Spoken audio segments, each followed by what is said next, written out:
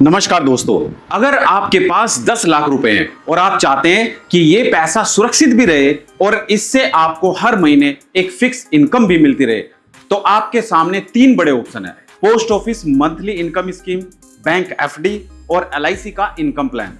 लेकिन असली सवाल यह है कि 10 लाख रुपए लगाने पर सबसे ज्यादा इनकम किस में मिलेगी, आपका पैसा किस में ज्यादा सुरक्षित रहेगा और किन ऑप्शंस में टैक्स ज्यादा लगेगा और किस में आपके परिवार को लाइफ इंश्योरेंस का बेनिफिट भी मिलेगा। आज की इस वीडियो में हम तीनों ऑप्शंस का बिल्कुल आसान भाषा में कंपैरिजन करेंगे और वीडियो के अंत में मैं आपको बताऊंगा कि सीनियर सिटीजन, नौकरी पेशा व्यक्ति, बिजनेसमैन और फैमिली की फ्यूचर प्लानिंग करने वाले व्यक्ति के लिए कौन सा ऑप्शन ज्यादा सुटेबल हो सकता है। ध्यान रखिए, मैं आपको किसी एक स्कीम में पैसा लगाने के लिए नहीं कह रहा हूं, क्योंकि हर व्यक्ति की एज, इनकम, रेस्पॉन्सिबिलिटी और फाइनेंशियल गोल अलग अलग होते हैं। इसलिए पूरी वीडियो जरूर देखिए, क्योंकि केवल मंथली इनकम देखकर डिसीजन लेना आपकी सबसे बड़ी फाइनेंशियल मिस्टेक बन सकती है। सबसे पहले एक जरूरी बात समझ लेते हैं।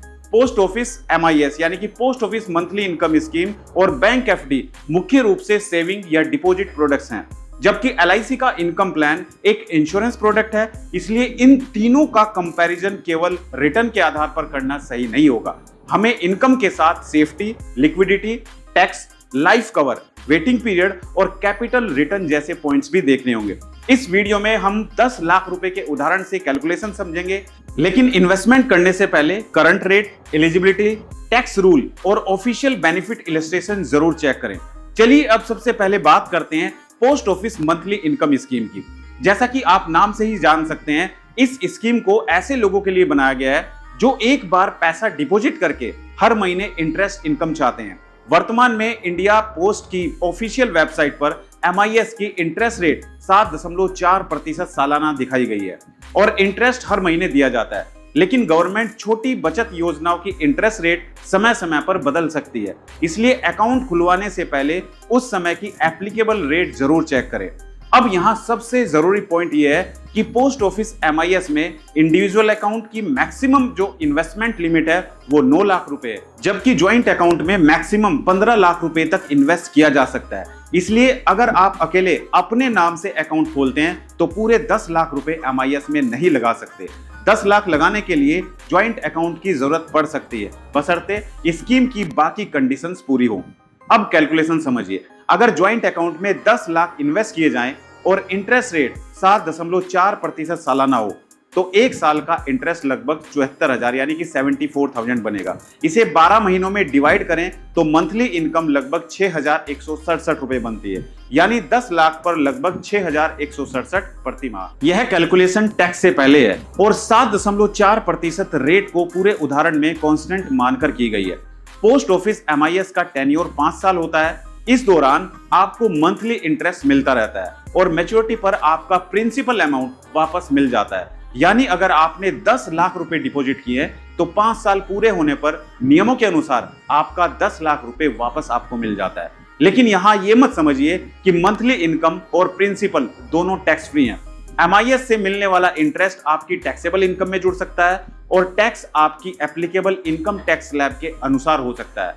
अपने मामलों में किसी क्वालिफाइड टैक्स प्रोफेशनल से सलाह जरूर लें। अब पोस्ट ऑफिस एमआईएस के एडवांटेज समझते हैं।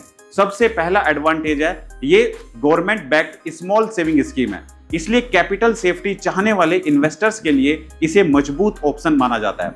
दूसरा है, मंथली इनकम का स्ट्रक्चर स्पष्ट है और तीसरा है, इसमें मार्केट फ्लक्चुएशन का सीधा रिस्क नहीं है और चौथा है, जिन लोगों को रिटायरमेंट के बाद रेगुलर कैश फ्लो चाहिए उनके लिए ये यूजफुल हो सकती है।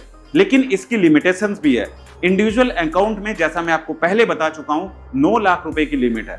5 साल से पहले पैसा निकालने पर एप्लीकेबल रूल्स के अनुसार डिडक्शन लग सकता है। मंथली इनकम इन्फ्लेशन को बीट करेगी, इसकी कोई गारंटी नहीं है। अगर आज 6,167 रुपए आपकी जरूरत पूरी कर रहे हैं तो 5 या 10 साल बाद बढ़ती महंगाई के कारण यही अमाउंट कम लग सकता है। इसमें अलग से लाइफ इंश्योरेंस कवर भी नहीं मिलता। इन्वेस्टर की डेथ होने पर अकाउंट बैलेंस नॉमिनी या लीगल हेयर को स्कीम के रूल्स के अनुसार मिलता है, लेकिन इंश्योरेंस पॉलिसी की तरह अतिरिक्त डेथ कवर नहीं होता।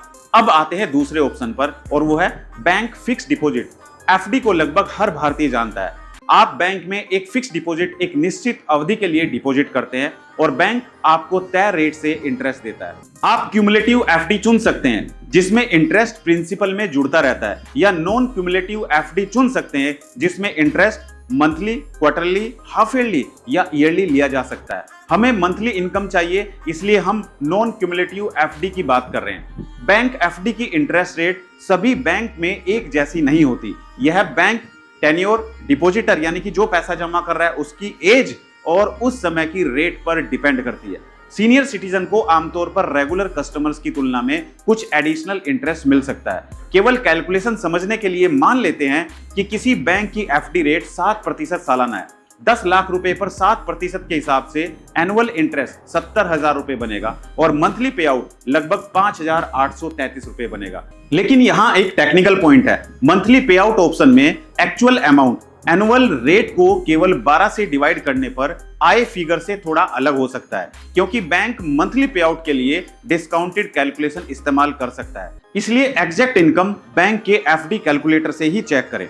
अगर एफडी रेट 6.5% हो तो 10 लाख रुपए पर एनुअल इंटरेस्ट लगभग 65,000 रुपए और एवरेज मंथली अमाउंट लगभग 5,417 रुपए हो सकता है। अगर रेट 7.5% हो तो एनुअल इंटरेस्ट 75,000 रुपए और एवरेज मंथली अमाउंट लगभग 6,250 रुपए हो सकता है। यानी बैंक एफडी की monthly income applicable interest rate के साथ बदल सकती है। अब बैंक एफडी के फायदे समझते हैं। पहला है, इसे समझना बहुत आसान है। दूसरा, अलग अलग टेन्योर के ऑप्शंस मिलते हैं। और तीसरा है, प्री मैच्योर विड्रॉल की फैसिलिटी आमतौर पर उपलब्ध होती है, यानी कि अगर आपको पहले पैसे की जरूरत पड़ जाती है तो आप यहां से पैसा विड्रॉ कर सकते हैं। हालांकि पेनल्टी या लोअर इंटरेस्ट लग सकता है। और चौथा है, जरूरत पड़ने पर कई बैंक एफडी के अगेंस्ट लोन या ओवरड्राफ्ट की सुविधा देते हैं। और पांचवा है, सीनियर सिटीजन को हायर रेट मिल सकता है। लेकिन एफडी में कुछ इंपॉर्टेंट रिस्क और लिमिटेशंस भी समझनी चाहिए।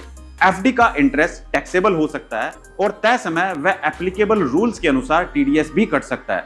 दूसरा, सभी बैंक्स में केवल सबसे ज्यादा इंटरेस्ट देकर पैसा नहीं लगाना चाहिए। बैंक की क्रेडिबिलिटी और डिपॉजिट इंश्योरेंस लिमिट को भी समझना जरूरी है।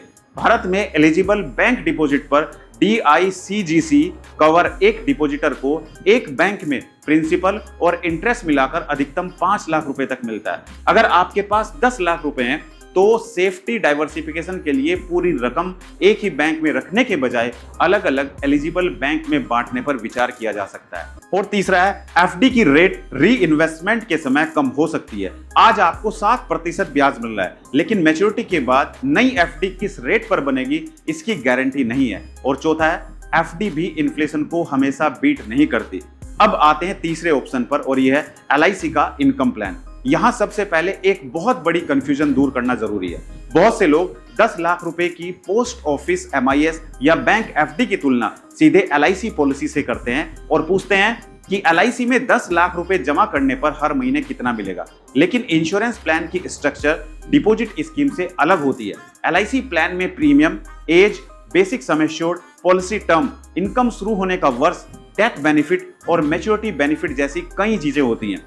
इसलिए केवल 10 लाख रुपए का प्रीमियम सुनकर एग्जैक्ट इनकम बताना संभव नहीं है। एग्जैक्ट बेनिफिट केवल एज और सिलेक्टेड ऑप्शन के अनुसार ऑफिशियल कोटेशन या बेनिफिट इलस्ट्रेशन से पता चलेगा। उदाहरण के रूप में हम LIC Jeevan Utsav single premium जैसे income oriented whole life insurance plan की बेसिक स्ट्रक्चर समझ सकते हैं। इसमें पॉलिसी होल्डर एक सिंगल प्रीमियम देता है, रेगुलर इनकम बेनिफिट या फ्लेक्सी इनकम बेनिफिट का ऑप्शन चुन सकता है। ऑफिशियल ब्रोशर के अनुसार regular income benefit basic sum assured का 10% सालाना हो सकता है।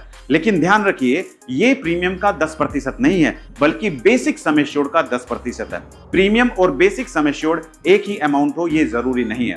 दूसरा महत्वपूर्ण पॉइंट है, LIC में इनकम तुरंत अगले महीने शुरू होना जरूरी नहीं है। चुने गए गारंटीड एडिशन पीरियड के अनुसार रेगुलर या फ्लेक्सी इनकम बेनिफिट कई वर्षों बाद शुरू हो सकता है। ऑफिशियल ब्रोशर में इनकम शुरू होने का समय सिलेक्टेड पीरियड के अनुसार 8वें पॉलिसी ईयर से लेकर बाद के वर्षों तक हो सकता है। इसलिए अगर किसी व्यक्ति को अगले महीने से हाउस होल्ड एक्सपेंसेस चलाने के लिए इनकम चाहिए तो ऐसा डेफर्ड LIC इनकम प्लान उसकी इमीडिएट मंथली इनकम रिक्वायरमेंट को पूरा नहीं करेगा। तो दोस्तों, आज हमने समझे ये सारे ऑप्शंस की कहां-कहां ऑप्शंस में आप अपने पैसे को इन्वेस्ट कर सकते हैं। दोस्तों, आपको वीडियो कैसा लगा ये कमेंट करके जरूर बताइए, और अगर आप चाहते हैं कि हम इस वीडियो का पार्ट 2 लेकर आए तो आप नीचे कमेंट करके जरूर बताइए। और अगर मैं आपसे पूछूं कि अगर आपको अपने 10 लाख रुपए इन्वेस्ट करने हो तो आप इन 3 ऑप्शन में से कौन सा ऑप्शन सबसे पहले चुनेंगे? अपनी राय जरूर हमें भेजिएगा। इस वीडियो में इतना ही, मिलते हैं अपनी अगली एक और दिलचस्प वीडियो में। आप सभी का बहुत बहुत धन्यवाद। जय हिंद, जय भारत, वंदे मातरम।